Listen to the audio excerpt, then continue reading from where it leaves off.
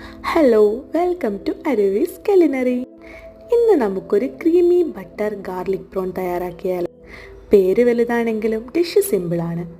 അതിനായി പാനിലേക്ക് 2 teaspoon butter ഇട്ട് ബട്ടർ മെൽട്ടാകുമ്പോൾ നമുക്ക് പ്രോൺസ് ആഡ് ചെയ്യാം.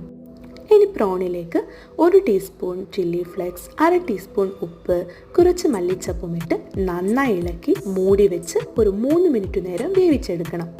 വേവിച്ച പ്രോൺസിലേക്ക് 1/2 ടീസ്പൂൺ ഗാർലിക് കൂടെ ആഡ് ചെയ്ത് നന്നായി ഇളക്കി യോജിപ്പിക്കാം. ഇനി ഇതിലേക്ക് 1/2 കപ്പ് പാലൊഴിച്ച് 1 ടീസ്പൂൺ മൈദയും ഇട്ട് മൈദ കട്ടിയാകാതെ നന്നായി ഇളക്കണം. ഇനി ഒരു 2 ടീസ്പൂൺ ഫ്രഷ് ക്രീം കൂടെ ആഡ് ചെയ്ത് നന്നായി ഇളക്കി 1-2 മിനിറ്റ് വേവിച്ച് നമുക്ക് തീ ഓഫ് ചെയ്യാം. നമ്മുടെ easy creamy butter garlic prawn തയ്യാറാണ്. എന്താ, സിമ്പിൾ അല്ലേ? ഇനി ഇത് നാനിൻ്റെ കൂടെയോ ചപ്പാത്തിയുടെ കൂടെയോ ഒക്കെ സെർവ് ചെയ്യൂ. ചാനൽ ഫോളോ ചെയ്യൂ.